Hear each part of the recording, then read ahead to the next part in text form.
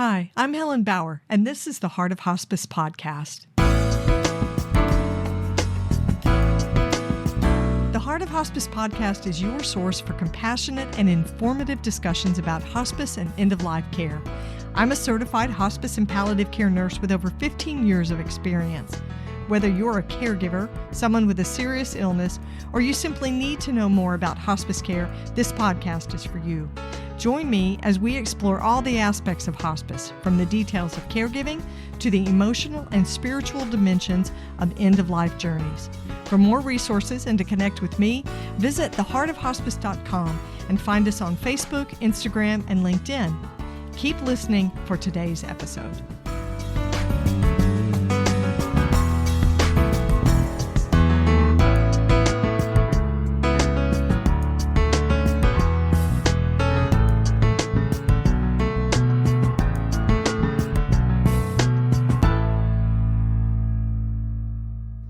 This is the Whole Care Network.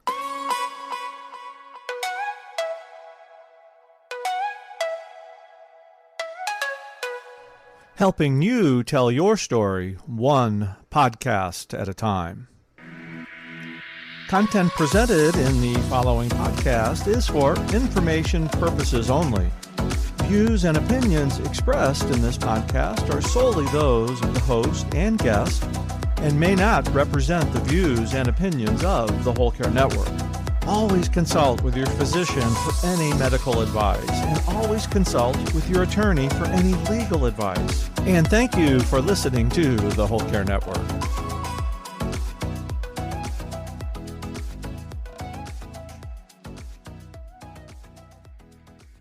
Hi, this is Helen, and I'm here to share some exciting news with you. During the month of November, the Heart of Hospice podcast is bringing you 4 special episodes featuring end-of-life educator Barbara Carnes. Barbara is going to be sharing stories about her hospice career that you've never heard before, talking about the lessons she learned along the way and her dreams for hospice in the future.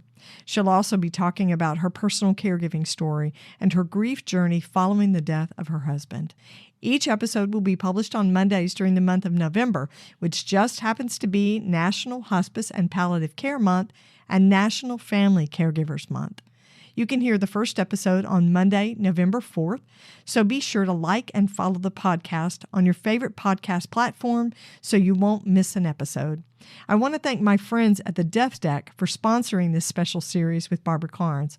Be sure and check out their newest product, the End of Life Deck.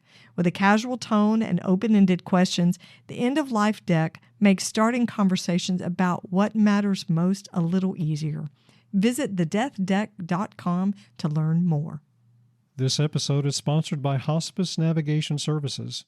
When you need information about hospice, Hospice Navigation Services can help. Our team of experienced hospice navigators is here to offer one-on-one consulting sessions by phone or video. You can book a complimentary 30-minute session when you need general information, or book a 60-minute session when you have in-depth questions or need to troubleshoot your current hospice care. It's your journey. Hospice Navigation Services can be your guide. Visit theheartofhospice.com to schedule your hospice navigation session today. My guest today, Virginia Marcolin, is the founder and creator of Sanctum Shrouds. Virginia became intrigued by natural burials several years ago while she was creating a plant-based casket spray for the funeral industry. Her background in fashion and textiles led her to start designing burial shrouds.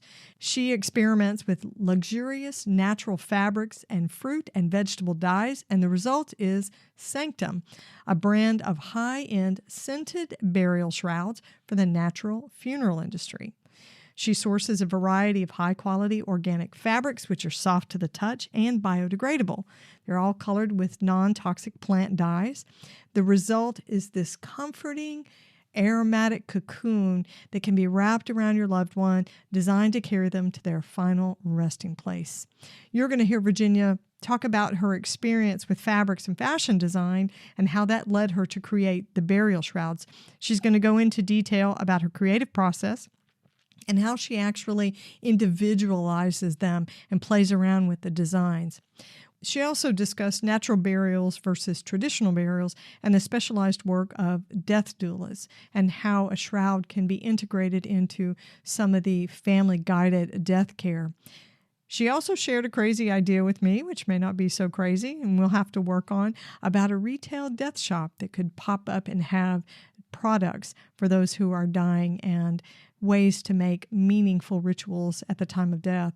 Her website is sanctumshrouds.com. You're going to want to check it out. She has some beautiful products there, just wonderful things you're going to want to see for yourself. So here's my conversation with Virginia Marcolin of Sanctum Shrouds.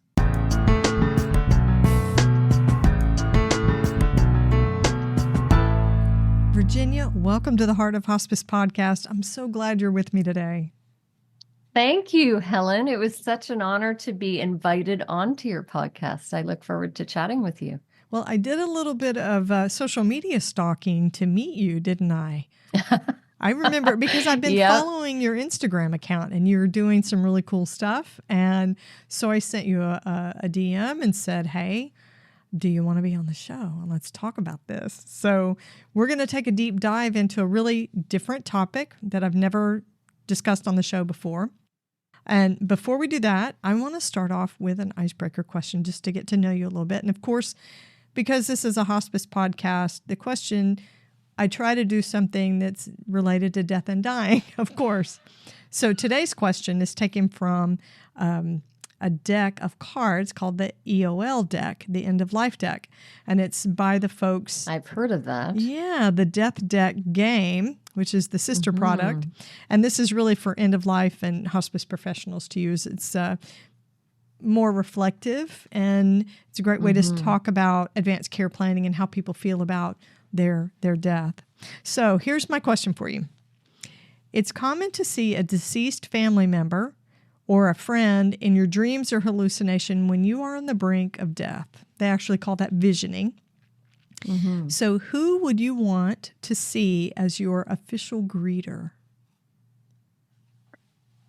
Wow. So this is someone who is dead, already dead, greeting me into the afterlife.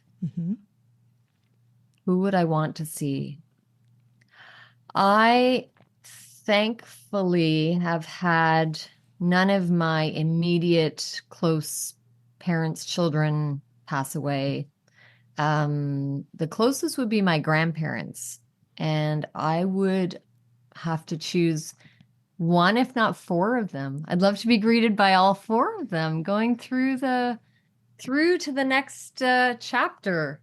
Really, I don't know if I can't. It'd be tough to highlight just one.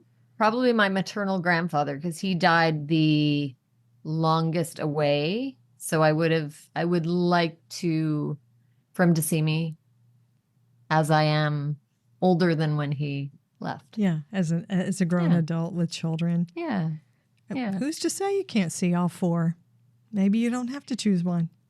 No, that's it. I'm cheating the card deck a little bit, but that would be it. Why not? I like it. That's the first time I've ever asked. I've never been question. asked that question. Yeah, I've never used that one on the podcast before. It's sort of thought provoking.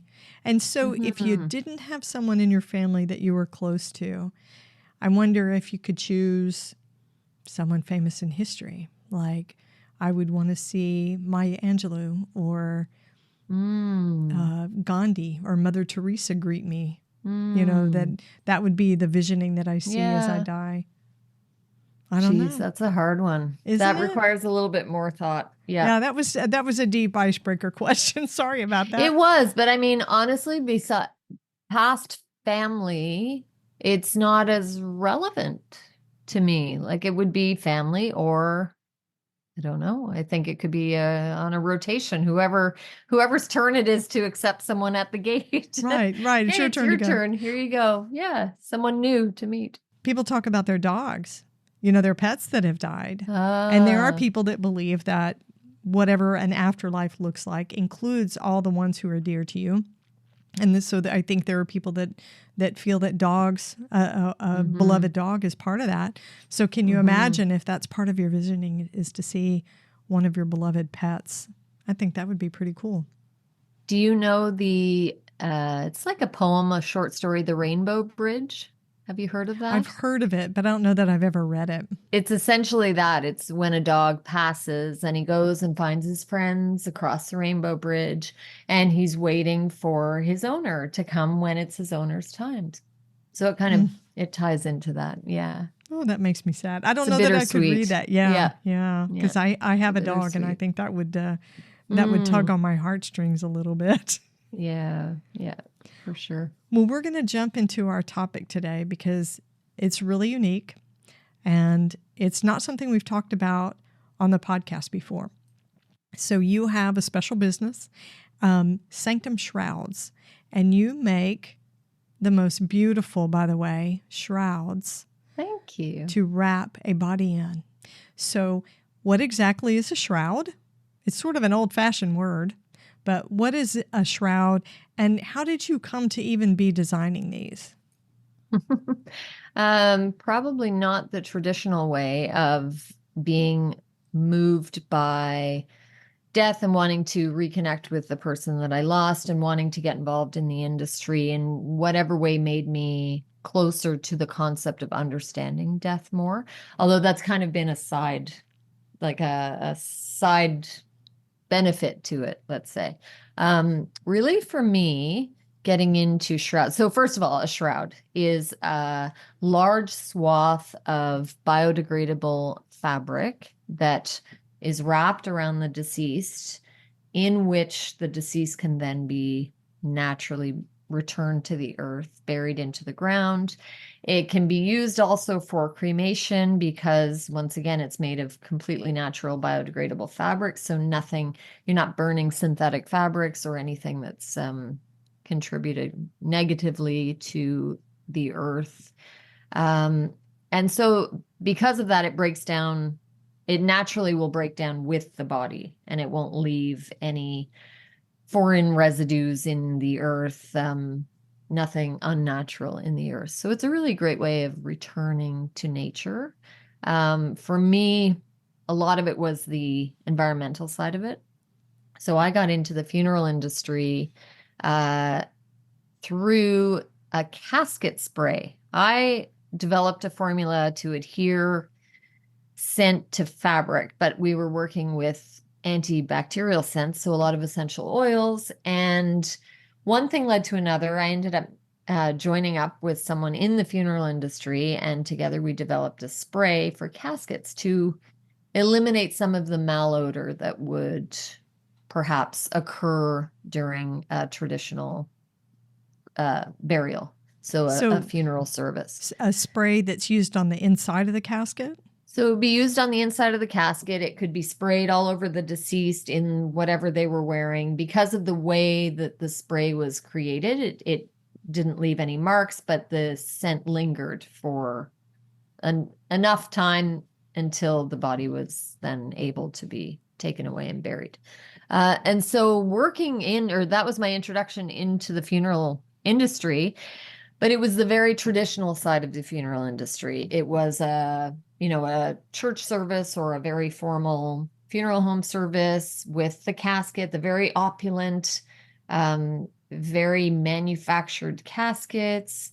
The deceased were dressed in a tuxedo or a formal suit or a ball gown, and the whole thing just didn't seem very natural to me. I thought, geez, they're wasting so much of the materials they're using have taken so much energy to make, but then also they don't break down into the earth. And part of it was driving me insane that they were using all these synthetic fabrics for these opulent dresses, and it didn't even make the person look that natural wearing them. It was kind of this big pomp and circumstance for what essentially you're returning a body to where we all started anyway. It was all part of Mother Nature, and it was just this fake way and very excessive way of saying goodbye. So it turned me off slightly, and I thought, well, I really like the idea of these green burials, natural burials that are happening. It's much more just a natural process of burying one's one's loved one back into the earth. And I thought, how can I be a part of that industry? And so my background is fashion. So I've always worked with textiles. I've worked with design over the years. And so I love that. I love the aesthetic and the tactile aspect of fabrics and just working with them and the drape and the use of them.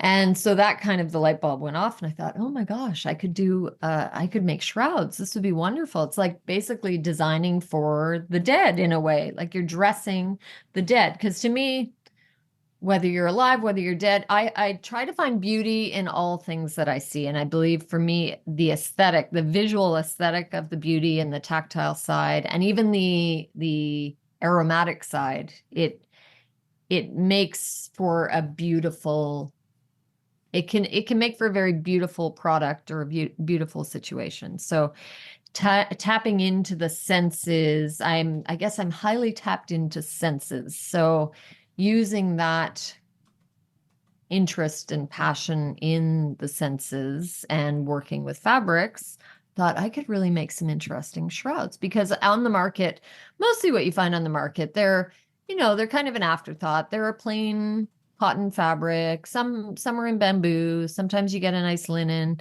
but they're all very just basic cream colored. Nothing too fancy, which is fine. I'm not taking away from a sense of just wanting to be modest going back into the earth.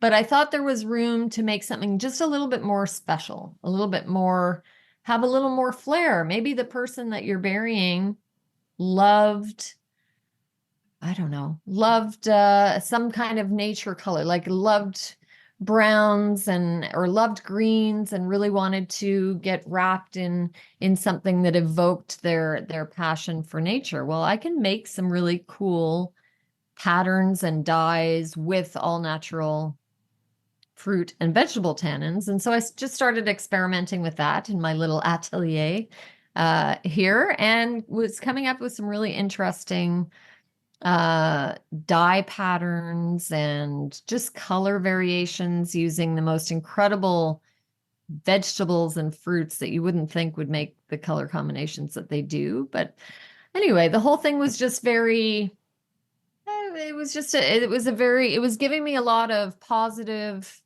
purpose, I guess. I kind of felt like this is a really great way to be artistic, to kind of hone my own artistic creative skills, but it's for a great cause. And it's brought me a lot closer to the idea of understanding death and the circle of life, cycle of life, and being able to, certainly on the level of my family, talk a lot more openly about death, and my friends. So even if I've just given them a little bit more of an open conversation, as I do feel like you're kind of, I learn so much from doing what I'm doing, as well as actually making the products for others. I'm learning so much about the industry and just how to navigate the idea of death in a positive way.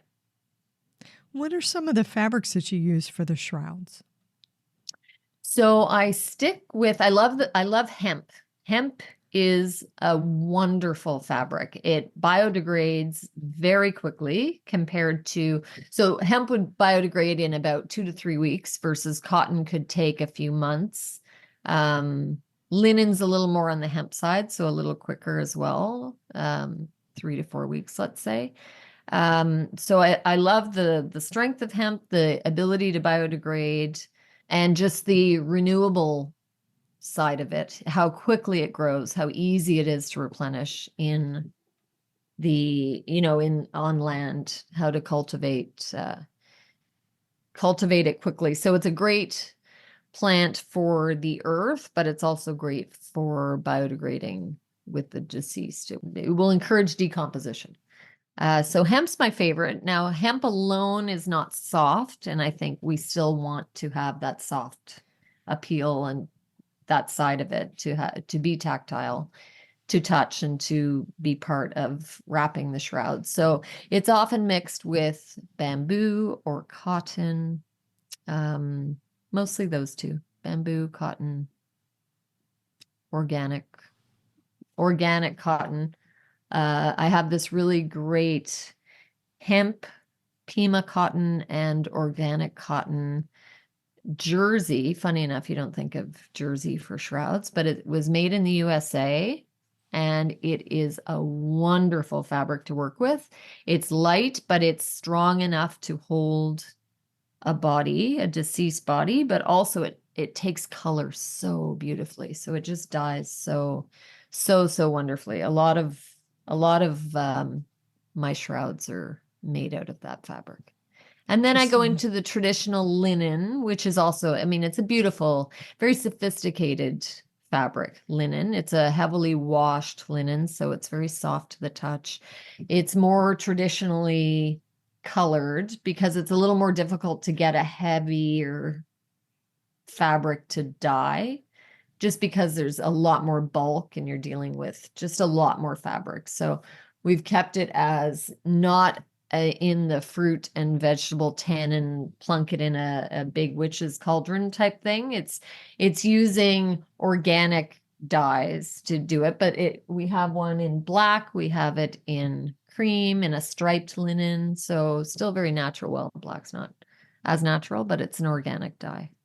And I'd love to see a black shroud. I'd love to see it being used in person. I think that would be a very powerful color of shroud to choose. I like that. So I've been on your website. The shrouds are beautiful, and you have a lot of very natural colors. They're not anything startling or fluorescent or neon, which seem really appropriate for natural burials and green funerals. So the patterns that you use, because some of these have prints on them, how do you do that? Because some of them have like leaves and things on them, I've noticed. How do you manage to get that on with the dyes too? That's been very trial and error. It's an interesting, it's the treatment of how the dyes are added to, how the fabrics are added to the dyes. So the dyes will be anything from, just as a sidebar, do you know that avocado seeds and avocado pits and skin make a beautiful orangey pink dye? It's incredible. Orangey pink. Yeah, nothing green about it. I mean, but everything about an avocado is green. I wouldn't have expected that. You think green, the skin's green, the flesh is green. No, it comes out as this beautiful sunset pink color. It's incredible. So basically, once I choose the fruit or nut or vegetable that I'm going to use, I make a dye bath from that. And then I can either soak the fabric just on its own and, swish it around and leave it overnight and just see how the fabrics develop, how the colors develop on the fabric. Sometimes I'll leave, let's say if I'm using onion skins, I'll leave the skins in. So as it's dyeing, you're getting lines from the onion skins, just natural, just, it's not a uniform color. I just find that it creates a lot more depth with the colors. I find character.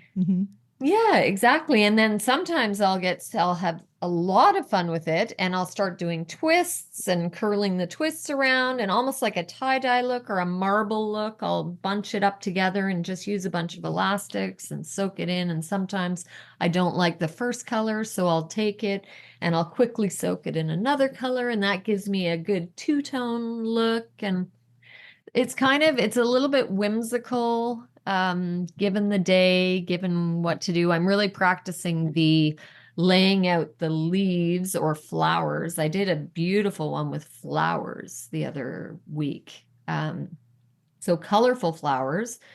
The fabric was all wet and ready to go, and the flowers were just sprinkled all over the fabric and rolled, and then it was steamed and dyed and et cetera, et cetera. But as it unrolled and the little petals fell to the floor, it left these beautiful, almost like, it was like a Monet painting in a way. It was just gorgeous, really gorgeous. So little thing, the more I try new techniques, the more inspired I get to try other techniques. And I love going online. Instagram is amazing. I follow some really great dyeing Instagram accounts. Dyeing, DYEING. This is I a follow hospice both, podcast. actually. I follow Sanctum. Yes, on Sanctum, I follow the death podcast and dyeing, actual fabric dyeing podcast. But Gotcha. I get a lot of inspiration from others, as we all should do. There's no man's an island. You get everything. You look around, there's always inspiration. So I just go with the flow. This conversation is so good, but we're going to take a quick break. Hang on for more great content. When you need information about hospice for yourself or someone you care about, Hospice Navigation Services can help you navigate hospice care for the best end-of-life experience possible. If you're walking this journey and need the help of an experienced guide, Hospice Navigation Services is here for you. We understand the importance of having a guide who can provide personalized, unbiased support. Our team of experienced hospice navigators is here to offer one-on-one consulting sessions by phone or video. Whether you need information about how to start hospice services or guidance for your current services, we're here to listen and provide compassionate support every step of the way. You can book a 30-minute free navigation session with an experienced hospice navigator when you need general information to start your hospice experience. Book a 60-minute hospice navigation session when you have in-depth questions about hospice or need to troubleshoot your current hospice care. You deserve compassionate support and guidance for your end-of-life care. It's your journey. Hospice Navigation Services can be your guide. Visit theheartofhospice.com to schedule your hospice navigation session today. When you are dyeing a piece of fabric or fabrics, what kind of energy do you put into the actual shroud? Because you seem like a creative who would have this sort of mindset while exploring this process. What kind of energy do you put into, or what kind of energy do you hope you put into the shrouds themselves? That's a really interesting question. For me, not having, once again, going back to my experience with death and not having that same living through death and dying, I approach it more from the nature side of it, I would say, from the mother nature. We're all on this planet together. We're all going back to the planet. What am I feeling from the plants that I'm using? And so I think my focus is very much on this plant. Okay, what does it do? What is it giving to the fabric? What makes it so beautiful? I picture it outside and in its glory. What does it look like? What part of the world am I in looking at this plant? And so it's very much from a mother nature side of it. Even the scent, because I still infuse the shrouds after they're done with the fabric scent that I use, the all natural longevity, like the long lasting fabric scent. So even just seeing it and matching it up with what scent I think that particular shroud should be with. I think, I want to say that's my approach. It's from a purely mother nature type of spiritual in the natural world sense. I like that. And you're not just going out and getting these plants out of your yard, I'm assuming. I'm working on creating the type of yard where I can just go out the backyard and get it. I mean, certainly the avocados, I'm not growing them, but I'm eating them first.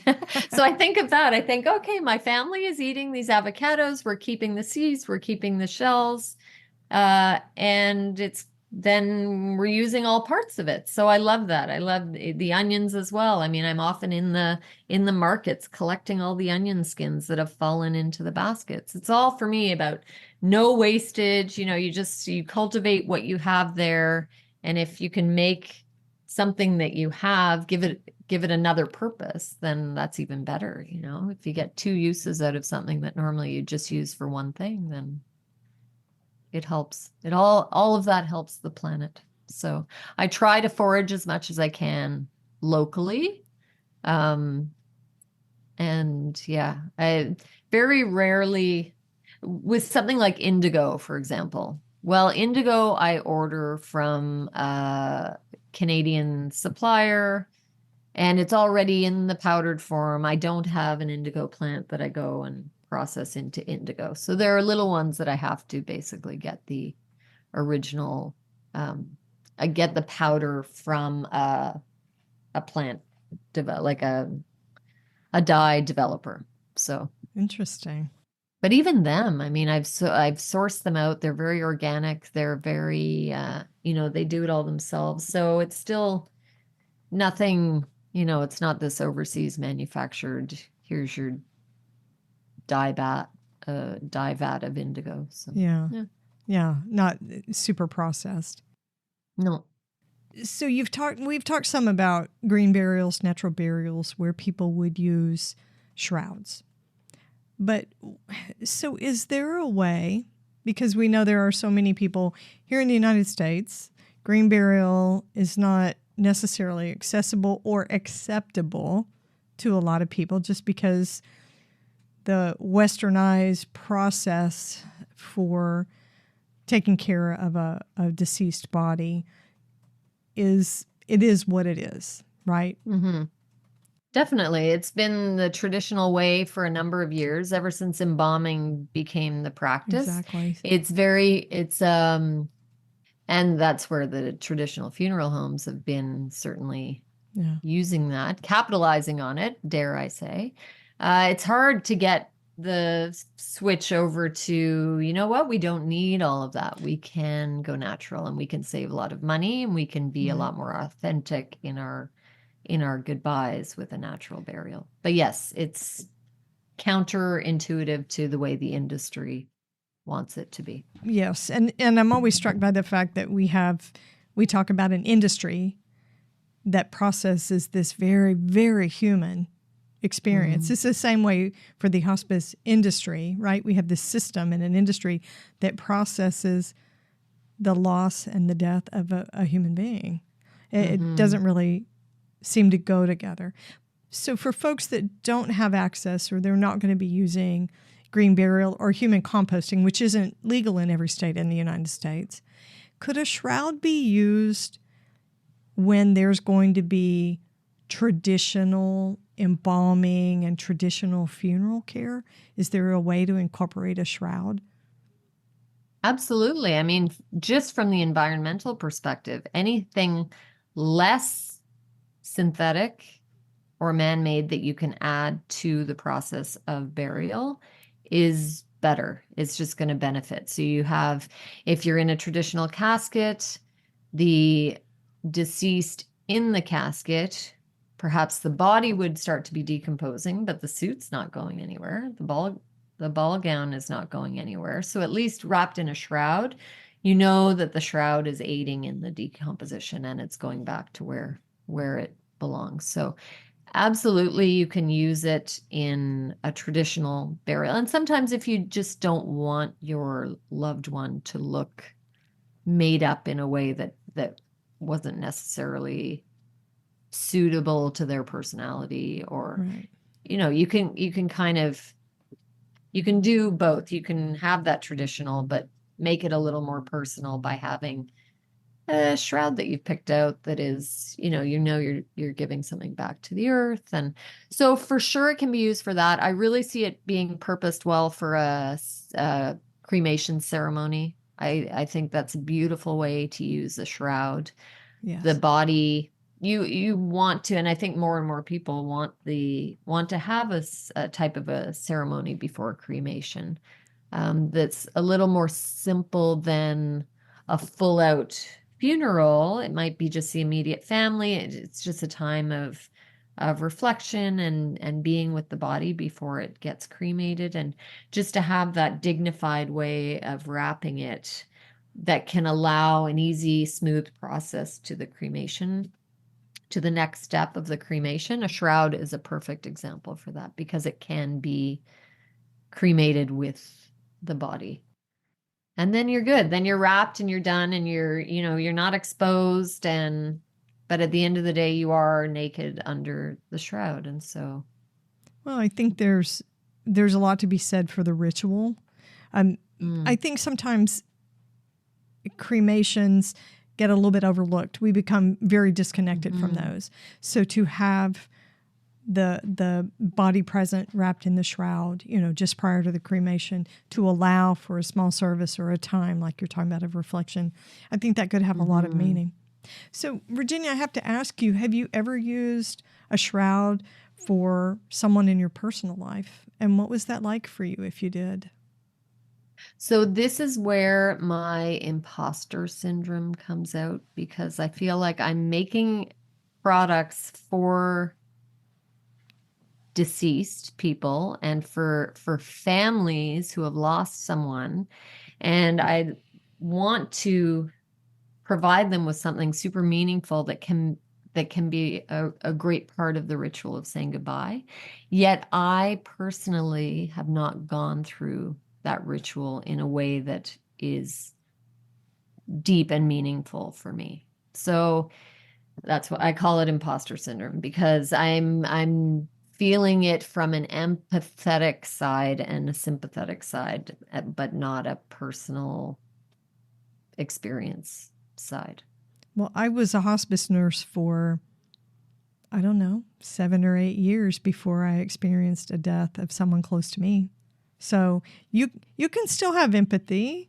Yeah, I don't think they're mutually exclusive. You have to have someone die in order to be able to effectively work with dead people. Right. You go to a museum and you see a beautiful painting and you understand the beauty and the skill and the work and the heart of the artist, but you can't paint. You can't create something like that. That doesn't mean you can't appreciate and empathize and understand the impact of an experience for someone else. I don't think that's bad at all. That's a good way of putting it. Yeah. No, that is a good way, because I do feel like it's something that I can offer to people, and we all have to go through it. That's the thing. Like, it's inescapable. And so the more I can offer something that makes that transition more beautiful in a way, like, it's really about the beauty of the beauty of death, finding beauty in death, and just away from the fact of, an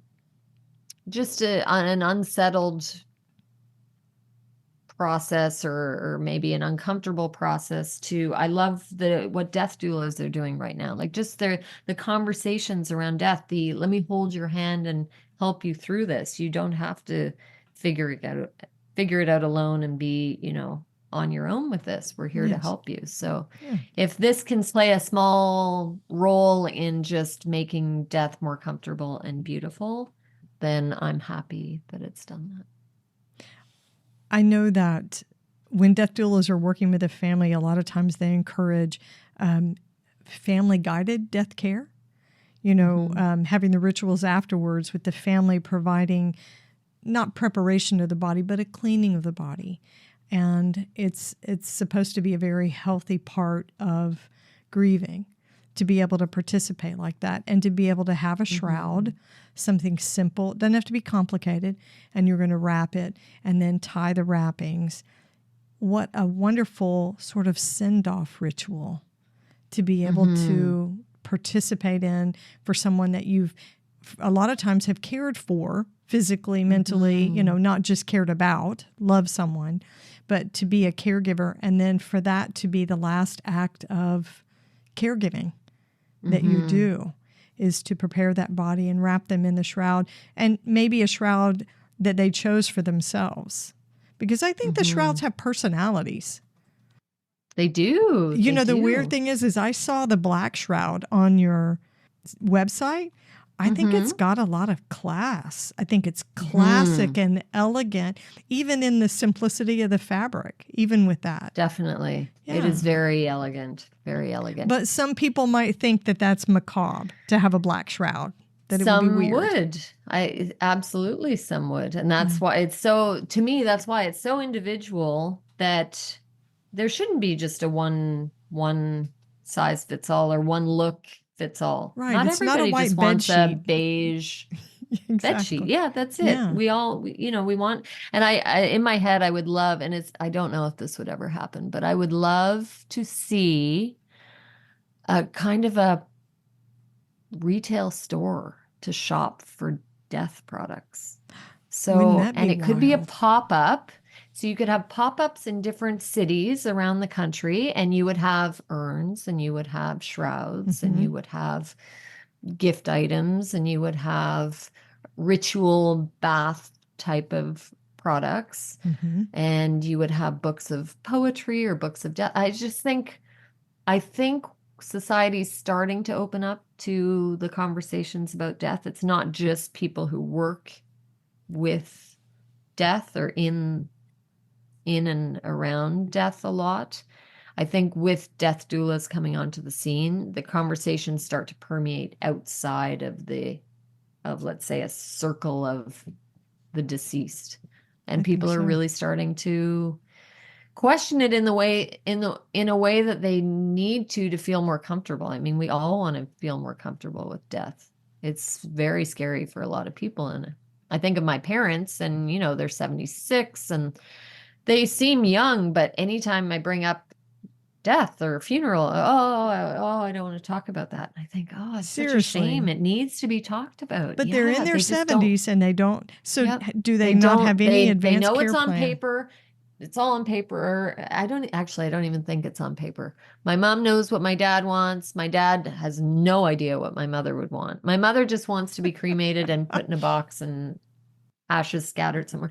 But just the fact that we're not talking about that. Yeah. So the amazing work that death doulas, hospice nurses are doing, just giving that comfort to the subject of death, and that fear not, we'll help you through it. And I think it just, I think society is going to open up a lot more to that. I say society, Western society, because that's where we are the closed backwards. off. We're not talking about cultures that have always been comfortable and incorporated death into their process of birth and death. That's what every culture should be. We get born, there's a celebration around birth, and there should be, it's difficult, but a celebration of sorts of the life that passes on. A send-off. We're getting there. A send-off. I personally don't like the celebration part. I think we do that to detract from the fact that it's a loss. And I am a realistic optimist. I know the glass is half empty because it's half full, right? There's room for both grief and joy, sadness and joy in the same experience. So I agree. So this whole conversation begs the question, what do your parents think of the fact that you make shrouds and sell them? If they don't want to talk about their own advanced care planning and their own deaths, what do they think about your career path? I mean, they know I've always been a creative type. So I think it was, they don't, look, my dad doesn't talk about it at all. My mom doesn't mind the subject. She just doesn't want to focus on her own. She doesn't want to spend time thinking about her own. But she loves the idea of what I'm doing. I mean, she thinks it's great. She loves that it's that I'm creating just new, unusual things. Not so much, you're giving back so much to the death industry. It's not that at all. It's more, I'm my mother's daughter. I come from beauty and aesthetic and loving using fabrics and using textures and the colors. Creative part of it. Yeah. Yeah. So that's more. Yeah. That's interesting. That's hilarious. It's not one of these, they stop talking about you to their friends 10 years ago and act like you've become a teacher or something. They don't want people to know. No, I mean, it could have been a little bit of my daughter now makes burial shroud? So it's a little bit of a, Yeah, we or just a, whisper it. but I don't, I don't know. I'd love to be a fly on the wall to hear their conversations You know how when people parents ask what are. I do. Yeah, really. Oh my gosh. Well, so how can my listeners connect with you, find the beautiful shrouds? And by the way, if you ever want to start the pop-ups, let me know Oh my because gosh. I have some Don't ideas you for that. think? I think that's Don't an you think awesome it would be idea. great? And I don't think we a would keep full it retail simple. store, No, but no. a pop-up. A Just, pop-up. a 3 days in and Yeah. around, and Yeah. I think it would get so much interest. And we could call it the I death really shop. think so. Just out and out. Let's just shop. call it for what it is.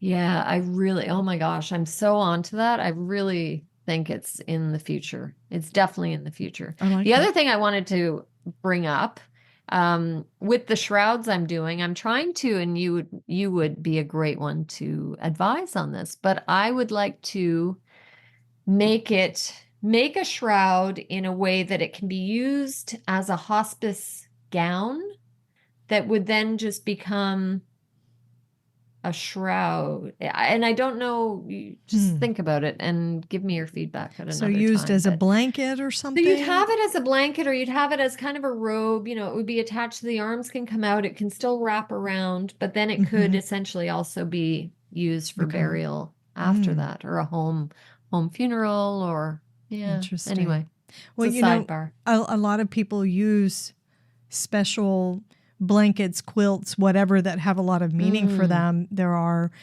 sacred garments. I've seen a lot of that kind of thing done.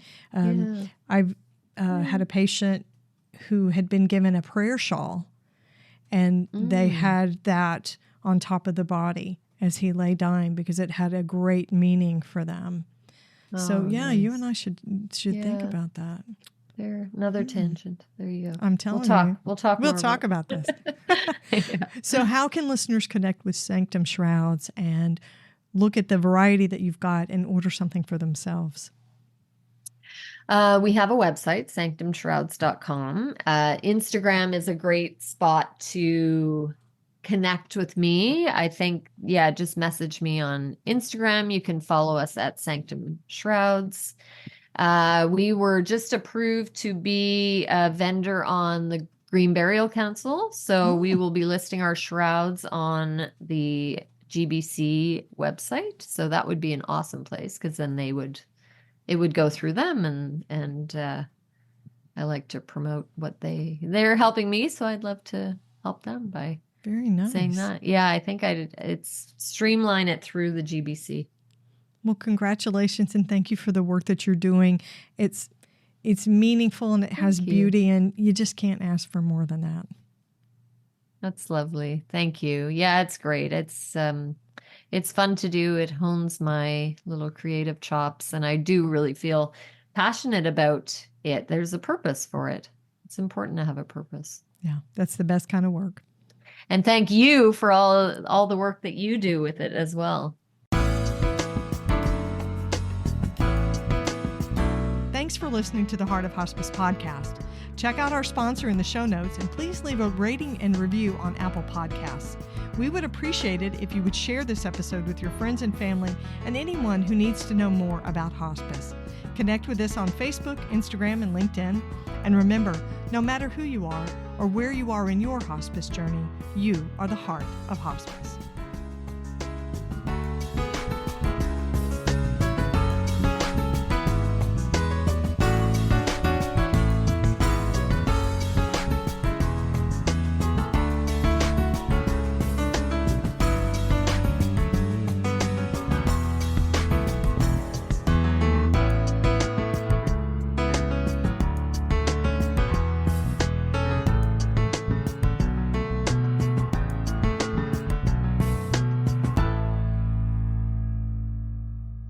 This is the Whole Care Network.